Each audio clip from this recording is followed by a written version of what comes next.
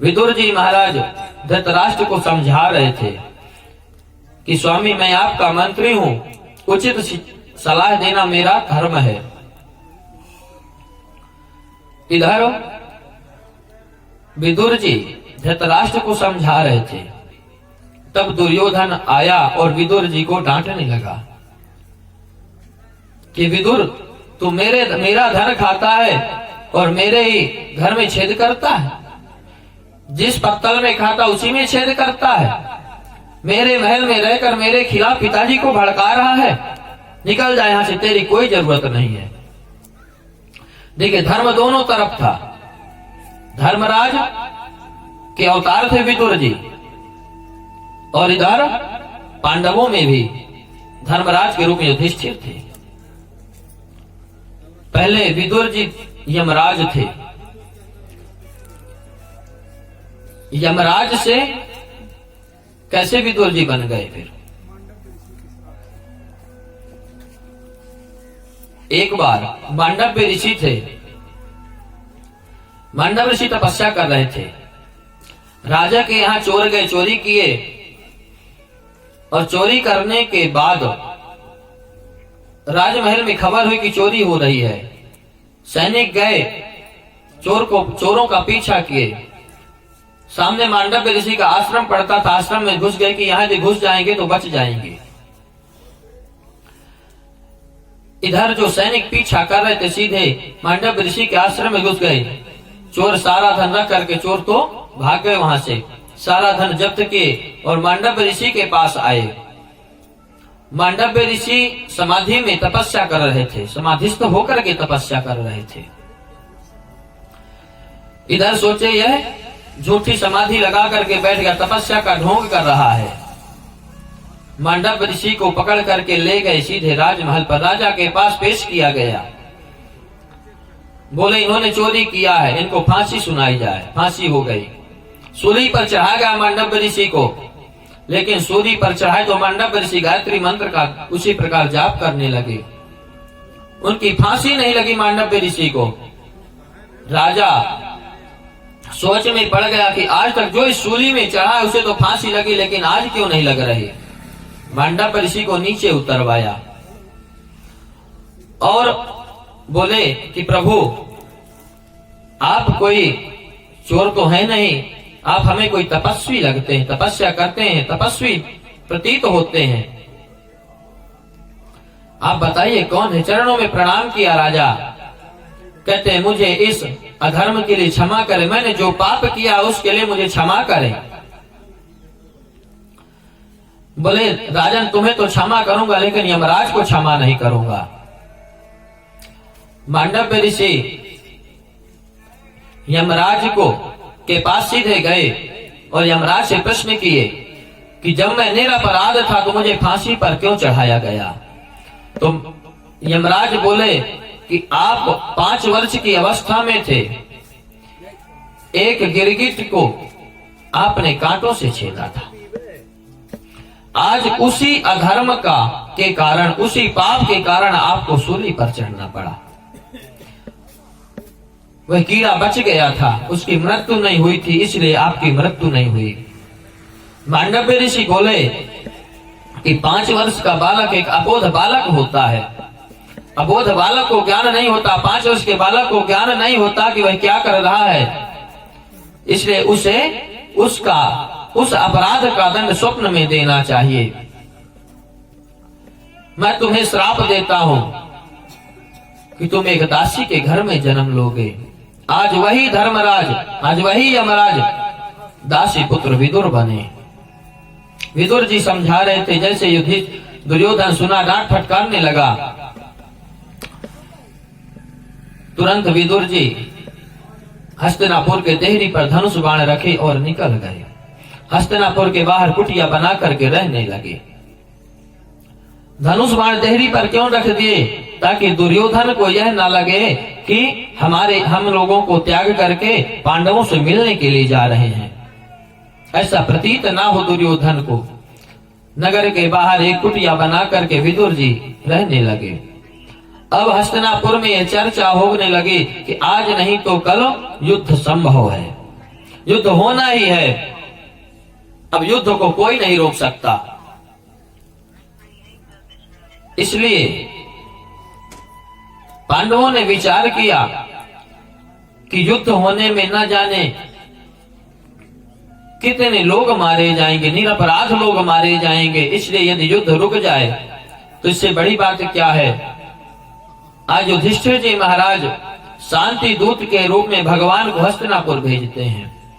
आज हस्तिनापुर भगवान जा रहे हैं। इधर विदुर जी को पता चला कि आज भगवान हस्तिनापुर आ रहे हैं। दुर्योधन को पता चला आज भगवान हस्तिनापुर आ रहे हैं। दुर्योधन हस्तिनापुर को फूलों से देख दुल्हन की तरह सजवा दिया। रास्ते में फूल बिछवा दिया कि भगवान आएंगे और प्रसन्न हो जाएंगे और जो निर्णय होगा हमारे पक्ष में होगा। भगवान गए। विदुर जी भी आज भगवान के दर्शन के लिए, विदुर जी और विदुरानी जी दोनों जा रहे हैं। विदुर जी सोचते हैं वहां पर चल करके देखते हैं कि आज कौरवों के पक्ष में क्या निर्णय होता है और भगवान का दर्शन करेंगे।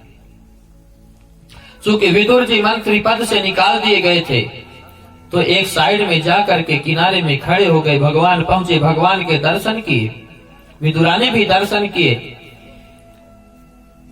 और भगवान जैसे हस्तिनापुर पहुंचे, हस्तिनापुर में बढ़िया स्वागत किया गया। भगवान खड़े हुए हस्तिनापुर में दुर्योधन से बोले, दुर्योधन आप युधिष्ठिर को जानते हैं? दुर्योधन बोला हाँ। बोले कौन लगते हैं? बोले केशव आपको नहीं पता, हमारे भाई लगते हैं। बोले कैसे भाई लगते हैं? बोले केशव वो हमारे चाचा जी के लड़का है। बोले अच्छा, तो जब आपके भाई हैं तो इस राज्य में उनका भी अधिकार है? बोले हाँ अधिकार है, बिल्कुल अधिकार है। बोले तो फिर आधा राज्य उनको दे दो। दुर्योधन बोला कि मैं जानता हूं कि उनका इस राज्य में आधा अधिकार है, लेकिन एक सूजी की नोक भी नहीं दूंगा इस राज्य से। सूचग्रे नैव दास्यामि बिना युद्धेन केशव, केशव मैं बिना युद्ध के एक सुई की नोक के बराबर जमीन नहीं दे सकता। भगवान बोले कि यदि इतना नहीं करना तो 5 गांव दे दो उधर के, सोनीपत, पानीपत, अंबाला, चंडीगढ़, इस तरह के 5 गांव। बोले केशव मैं एक सुई की नोक के बराबर नहीं दे सकता, मैं तो पहले बता चुका हूं केशव जब तक युद्ध नहीं होगा तब तक मैं कुछ भी नहीं दूंगा। भगवान कहते दुर्योधन अभी तुमने युद्ध का नाम केवल कानों से सुना है, आंखों से नहीं देखा। युद्ध में ना जाने कितने निरपराध लोग मारे जाते हैं, कितना खून बहता है युद्ध में, अभी तुम्हें पता नहीं दुर्योधन। इस तरह से दुर्योधन कहता है केशव छोड़ो सारी बातें, मैं आपके लिए 56 प्रकार का भोग बनवाया हूं, प्रसाद ग्रहण करो। भगवान कहते हैं कि दुर्योधन भोजन केवल 2 स्थिति में किया जाता है, या तो खिलाने वाले के अंदर इतना प्रेम हो कि तुम्हारे प्रेम के कारण हमें भोजन पाना पड़े। दूसरी परिस्थिति क्या होती है कि हमारे अंदर हमें इतनी भूख लगी है कि आपके अंदर प्रेम हो चाहे ना हो लेकिन हमें भोजन पाना ही पड़े। इसलिए दुर्योधन ना तो तेरे अंदर मुझे ऐसा प्रेम दिखाई देता कि मैं तेरे प्रेम के कारण भोजन पालूं, ना तो मुझे इतनी भूख लगी है कि मैं भूख के मारे तड़प रहा हूं तो भोजन कर लूं। और पहले से हमारा निमंत्रण विदुर जी के घर में है। विदुर जी जैसे इस बात को सुने तो विदुर जी भगवान को प्रणाम किए, वाह प्रभु आज आपने इस राज्य में मेरी कितनी महिमा बढ़ाई है। तुरंत विदुर जी भगवान को प्रणाम के सीधे बाजार की ओर निकल गए। इधर दुर्योधन कहता है केशव जिसके घर में खुद के खाने के लिए नहीं वो आपको क्या खिलाएगा। भगवान बोले दुर्योधन ये तो विदुर जी जाने जो निमंत्रण किए, क्या खिलाएंगे क्या नहीं खिलाएंगे, हमारा निमंत्रण है तो हमें तो जाना पड़ेगा। भगवान वहां से चल दिए, सीधे विदुर जी के घर की ओर चले। विदुर जी के घर पहुंचे, विदुरानी जी स्नान कर रही थी, दरवाजा खटखटाए, विदुरानी जी स्नान कर रही थी और भगवान के गीत गुनगुना रही थी, भगवान का कीर्तन कर रही थी। और आजकल के लोग कैसे गुनगुनाते हैं, मैं निकला गड्डी लेके, रास्ते में एक मोड़ आया, लेकिन विदुरानी जी भगवान का कीर्तन गा रही थी। इतने भगवान पहुंचे कि चाची गेट खोलो। विदुरानी बोली कौन? बोले मैं केशव। आज विदुरानी जी स्नान करती हुई सीधे भागती हुई चली आई। आज विदुरानी जी को होश का ठिकाना, विदुरानी जी के खुशी का ठिकाना नहीं है कि मेरे घर में केशव आए हैं। आज उपवस्त्र का ध्यान नहीं विदुरानी जी को। विदुरानी जी के शरीर में उपवस्त्र नहीं है। जैसे दरवाजा खोली, भगवान देखे विदुरानी जी को, बोले चाची जी को आज होश खबर नहीं, आज इतना प्रेम में पागल हो गए हैं। तुरंत भगवान अपना पीतांबर निकाले और विदुरानी जी के गले में डाल दिए।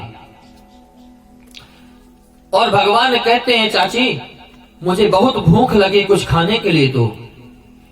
विदुरानी बोली कि केशव पहले बैठो। तो बैठने के लिए एक पीढ़ा दी, और पीढ़ा भी कैसे रख दी? उल्टा करके। उसमें भगवान बैठ गए। बोले चाची मुझे बहुत भूख लगी है। विदुरानी कहती है केशव चाचा जी तुम्हारे जल्दी आते हो, कुछ लेके ही आते होंगे, मार्केट से बाजार से कुछ लेने के लिए जरूर गए होंगे, थोड़ी देर रुको। भगवान कहते हैं चाची मुझे बहुत भूख लगी है। तब विदुरानी कहती है केशव हाँ अभी मुझे याद आया, कल आपके चाचा जी ने एक केला की घोट तोड़ी थी। आज विदुरानी जी केला लेकर के भगवान के सामने ला करके रखी और बड़े प्रेम से केला खिलाने लगी। तो कैसे खिलाती विदुरानी जी? एक हाथ में से छीलती हैं तो छिलका भगवान को खिलाते हैं और केला फेंकती जाती हैं। ना जाने कितने केले खवा गए। इतने विदुर जी आए, जैसे देखे विदुर जी बोले केशव बस करो बस करो, आपकी चाची है ही इस तरह की, इतनी भाव विभोर हो जाती है कि पागल हो जाती है। पता नहीं कितने छिलके आपको खिला दे, केला तो सारे इधर पड़े हैं। केशव मैं आपके लिए देखो मिठाई लेकर के आया हूँ। भगवान कहते हैं चाचा जी इन केले में बड़ा स्वाद था, इस छिलके में बड़ा स्वाद था। आज विदुर जी भगवान के सामने अनेक प्रकार का मीठा देते हैं भोजन के लिए। भगवान कहते हैं चाचा जी इस मीठे में वह स्वाद नहीं है जो चाची जी के केला के छिलके में स्वाद था। क्योंकि विदुर जी बड़े प्रेम से बड़े भाव से खिलाते थे। जो भोजन प्रेम से और भाव से खिलाया जाता है उसका स्वाद बढ़ जाता है। और विदुर जी तो मार्केट से लेकर के आए थे, न जाने किस भाव से बनाए रहे होंगे। आज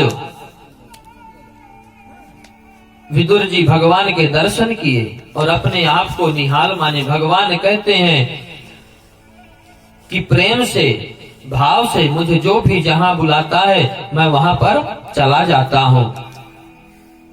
इसलिए भगवान कहते हैं मुझसे प्रेम करो, भाव बनाओ, और जहां आपका प्रेम समाहित हो गया वहीं पर मैं प्रकट हो जाता हूं। आज भगवान आनंद के साथ पांडवों के पास पहुंचे और विदुर जी भगवान का ध्यान करते हुए तीर्थ यात्रा में चल दिए। इधर जब भगवान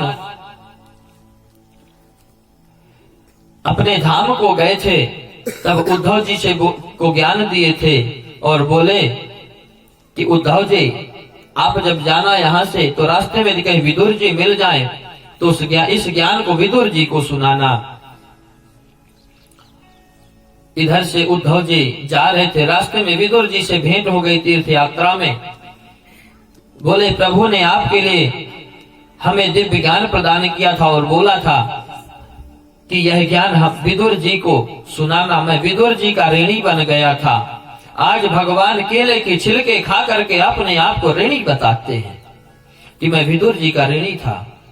और हम आप क्या कहते हैं? यदि कहीं कोई धर्म का नंबर आ जाए तो क्या कह देते हैं? हमारे पास धन नहीं है। जब विदुर जी के छिलके खाने के बदले में भगवान ऋणी हो गए थे तो जब आप धर्म के नाम पर कुछ खर्च करेंगे तो क्या भगवान उसे ले लेंगे? नहीं लेंगे। उसके बदले में ना जाने कितने गुना आपको भगवान देंगे। भगवान कहते हैं तू मेरे तरफ एक कदम चल के तो देख, मैं तुझे 10 कदम लेने के लिए नहीं आया तो बताना। उदाहरण प्रत्यक्ष सुदामा जी का है। सुदामा जी अपने मन में विचार बनाए थे, अपने घर से चले थे, इधर से भगवान लेने के लिए पहुंच गए थे। आज उद्धव जी से विदुर जी की मुलाकात हुई, राम श्याम हुई। विदुर जी पूछे उद्धव जी उस युद्ध का क्या हुआ, फिर पांडव और कौरव के बीच में जो बातें चल रही थी। उद्धव जी बोले विदुर जी वो महाभारत को तो कब का समाप्त हो चुका था, उसमें पांडव विजय हुए, युधिष्ठिर महाराज सम्राट बने, भगवान अनेक प्रकार की लीला करके, लीला का संवरण करके भगवान अपने धाम को चले गए। भगवान की समस्त लीलाओं का वर्णन उद्धव जी विदुर जी से किए। और जब विदुर जी उद्धव जी से सृष्टि के बारे में जाने, सृष्टि के बारे में पूछते कि उद्धव जी ये सृष्टि का विस्तार कैसे हुआ, तब उद्धव जी कहते हैं कि इससे आगे का ज्ञान आपको मैत्रेय मुनि बताएंगे। आप मैत्रेय जी के पास जाइए, यह ज्ञान आपको मैत्रेय जी बताएंगे। उद्धव जी सीधे पूछते हैं, विदुर जी पूछते हैं उद्धव जी से कि मैत्रेय जी कहाँ मिलेंगे। तो उद्धव जी कहते हैं कि आप सीधे हरिद्वार की ओर जाइए, गंगा के तट पर कहीं विचरण करते हुए मैत्रेय जी मिल जाएंगे। और उद्धव जी वहां से बद्रीनाथ की यात्रा में निकल गए। मैत्रेय जी सीधे गंगा के तट पर पहुंचे, मैत्रेय मुनि से भेंट हुई, मैत्रेय मुनि को प्रणाम किए। मैत्रेय जी बोले आओ विदुर जी, मैं तो आपकी राह कब से देख रहा था। भगवान मेरे कंधे पर एक बहुत बड़ा बोझ डाल करके गए थे, मैं तो आपकी प्रतीक्षा कर रहा था। सुखाय कर्माणि करोति लोको नतय सुखम वान्य दुपारमं वा। विदुर जी मैत्रेय जी से सबसे पहले प्रश्न किए कि मेरी जिज्ञासा है आपसे यह है कि प्रत्येक प्राणी संसार का सुखी होना चाहता है, ऐसा कोई प्राणी नहीं जो संसार का सुखी ना होना चाहता हो। मैत्रेय जी विदुर जी से कहते हैं विदुर जी आप तो साक्षात धर्म के अवतार हैं। ये बहुत अच्छा प्रश्न किया है, क्योंकि जगत में जो व्यक्ति सुख की लालसा करते इधर उधर घूम रहे हैं, इस जगत में कहीं सुख है ही नहीं। विदुर जी इस पृथ्वी पर कोई सुखी नहीं है, प्रत्येक व्यक्ति दुखी ही दुखी है। तब विदुर जी कहते हैं कोई ना कोई तो इस पृथ्वी पर सुखी होगा, मनुष्य नहीं होगा तो भगवान होगा। तो मैत्रेय जी कहते हैं कि ना दीन सुखी ना धनवान सुखी है, यहाँ तक कि राजा देवताओं का राजा इंद्र भी सुखी नहीं है, यहाँ तक कि ब्रह्मा भी सुखी नहीं है, विष्णु भी सुखी नहीं है। सुखी केवल वही है जिसके पास भगवान नाम धन संग्रह है, वही केवल सुख ही है। और विदुर जी महाराज यह सुख के कहीं बाहर नहीं है, यह सुख हमें अपने अंदर दिखाई देता है। हमारे आपके अंदर ही सुख है, बाकी इस पृथ्वी पर सुख कहीं भी नहीं है।